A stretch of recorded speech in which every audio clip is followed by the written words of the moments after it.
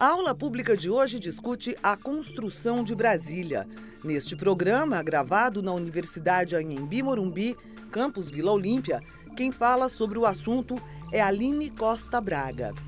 Arquiteta e urbanista formada pela PUC de Campinas, Aline é mestre em História da Arte pela Unicamp e autora do livro Impossíveis Brasílias. Brasília é reconhecida internacionalmente pelo seu projeto urbanístico e arquitetônico. No entanto, a construção da capital federal teve diversos aspectos pouco explorados no decorrer da história. Por exemplo, como os arquitetos pensaram uma cidade a partir do zero com mais qualidade de vida? Quais foram as soluções para lazer, moradia e mobilidade? Uma das formas de compreender a construção de Brasília é analisar o concurso que definiu o projeto e a própria arquitetura em si. Mas, afinal, como diferentes correntes e perspectivas se encontram na capital? Como seria Brasília se outro projeto tivesse sido vencedor do concurso para a construção da cidade?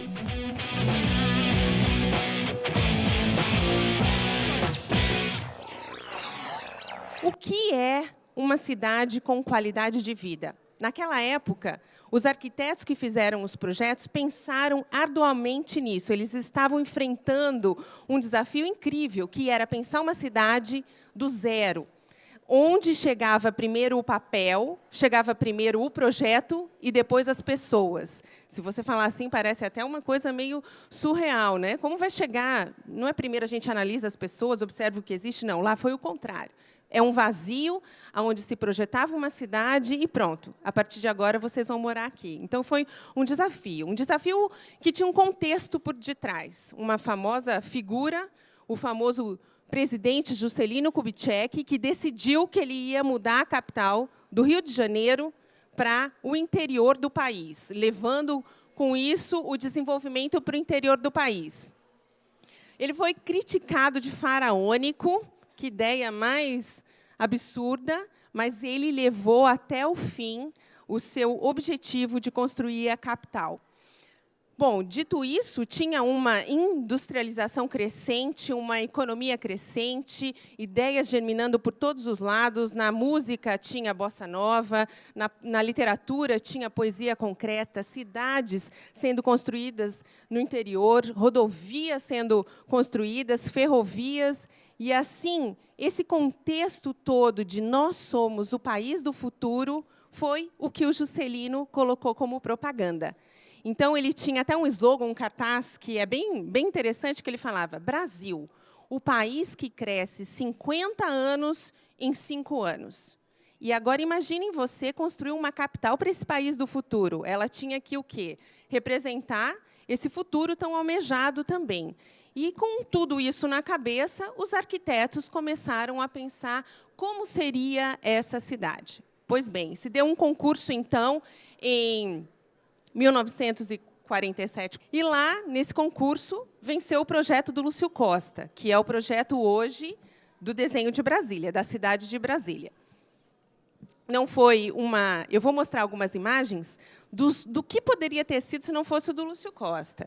Então, o concurso não teve uma decisão unânime, teve um jurado que votou em separado, dizendo que não teve tempo hábil para decidir a respeito dos projetos todos que estavam em exposição, mas o restante do júri internacional e alguns jurados brasileiros decidiram que o projeto do Lúcio Costa era realmente o melhor. Esse era o projeto que ganhou em segundo lugar, de uma equipe carioca, do Boruch Milman.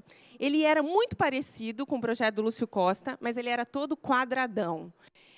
Ele tinha um mérito muito legal, que ele transformava ele voltava todas as habitações para o lago. Então, não importa se era mansão ou habitação mais popular, todas elas teriam uma das faces voltada para o lago. O júri achou isso muito legal, era uma equipe que era desconhecida no mainstream, e daí eles deram o prêmio de segundo lugar como um incentivo. Falaram que o projeto era muito parecido com o do Lúcio Costa, mas que ainda tinha um caminho pela frente para chegar no nível do Lúcio Costa. O júri achou por bem eliminar o quarto lugar Então, existem 2 projetos que estão em terceiro lugar. Esse aqui é o que Brasília seria todo em torres de 300 metros de altura. Então, seriam prédios de 75 andares. E esse arquiteto, que é o Rino Leve, ele transpôs a malha vertical para o plano, a malha horizontal para o plano vertical. Então, a cidade, o que a gente conhece por avenidas hoje, seria feito por grandes elevadores. Grandes elevadores distribuiriam a população até elevadores menores, que seriam o equivalente a ruas locais, e depois dessas ruas, as pessoas iriam até as suas residências. Aí você quer comprar um pão, você sobe 2 andares, porque existe a Rua do Comércio em cima, nos andares do próprio prédio.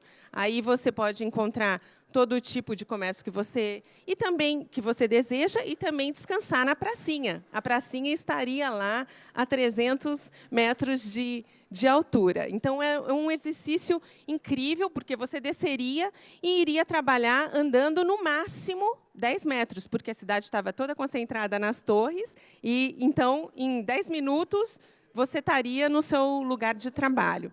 E os prédios, que eram os prédios administrativos, eles eram todos baixinhos, todos pequenos, comparados às grandes torres. O júri não gostou dessa ideia, obviamente. O que tinha que ficar em destaque? Era a população morando nas casas? Não. É claro, é todo o setor administrativo. Então, falou que isso não correspondia à imagem de capital que eles estavam almejando.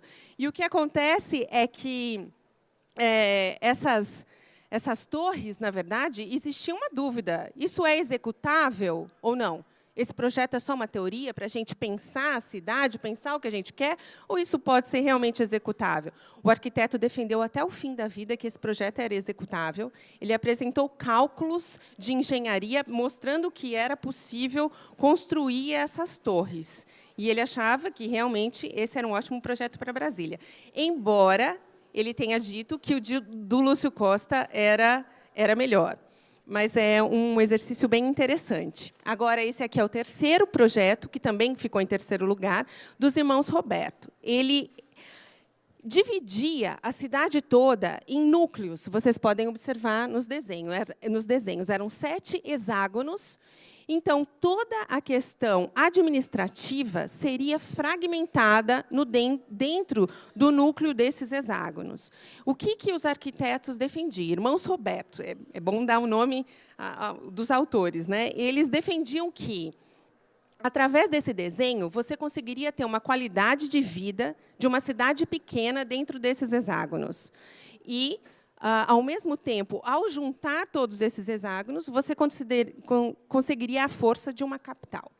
O júri achou que fragmentar todo o sistema administrativo não era uma boa ideia e, ao mesmo tempo, achou que isso poderia ter sido construído em qualquer outro lugar do Brasil, ou seja, não tinha o caráter de uma capital administrativa, aquilo que o Juscelino, lá atrás, que eu comentei, queria, que fosse uma capital de destaque. Até tem um furo que foi descoberto agora no aniversário de 50 anos de Brasília, que fizeram essa cidade no Pará, em Paragominas, e não contaram para ninguém, não contaram para os autores do plano que essa cidade foi construída, um desses hexágonos foi realmente implantado.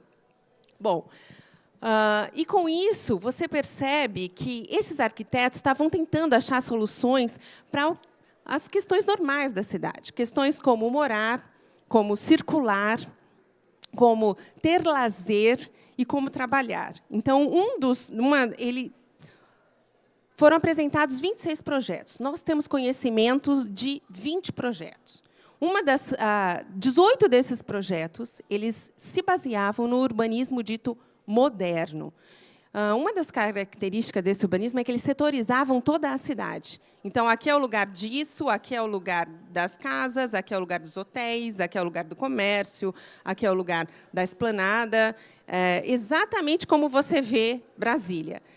Eles pensavam que você deveria andar pouco para ir ao trabalho, que o carro ele era o protagonista da cidade, e eles acreditavam também que as áreas verdes eram suficientes para que você tivesse lazer, o que, na prática, não aconteceu. Agora, Aline Costa Braga responde à pergunta da correspondente de Ópera Mundi, Aline Boeri.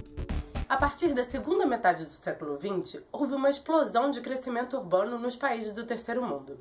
E a cidade latino-americana, como categoria de análise e objeto de produção intelectual, ganhou também centralidade na agenda política da região. De que maneira o debate sobre a construção de Brasília se situou no contexto político regional? Como o modelo de capital do Brasil quis se afastar ou se aproximar de outros países da América Latina?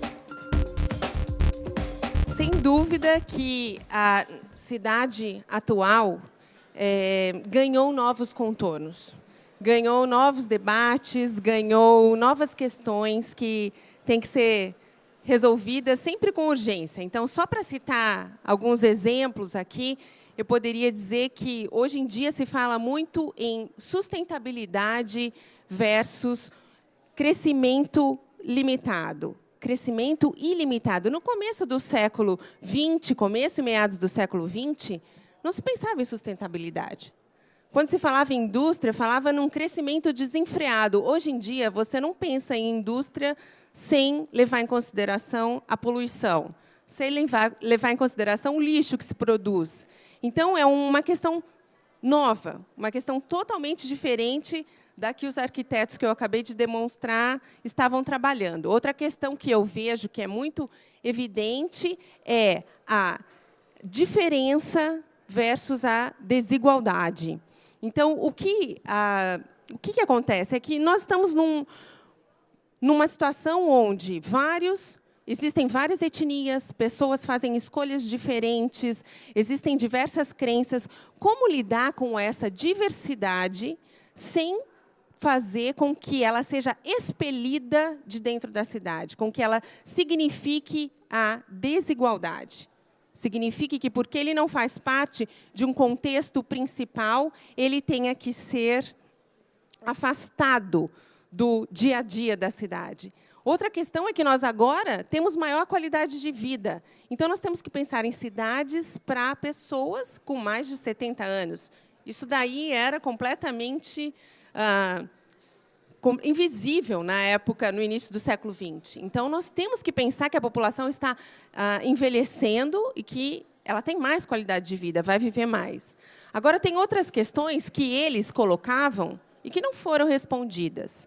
Elas foram estudadas, nós pensamos sobre ela. Por exemplo, habitação. Habitação é um ponto, é uma questão de todas as cidades ainda hoje, e eles pensaram nisso. O trabalho.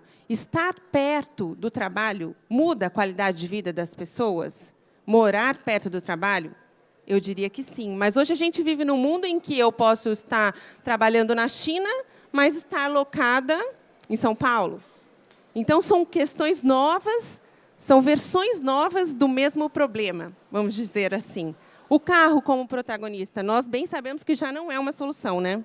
O carro, nós preferimos muito mais investir no transporte urbano do que no carro como um protagonista. E o lazer?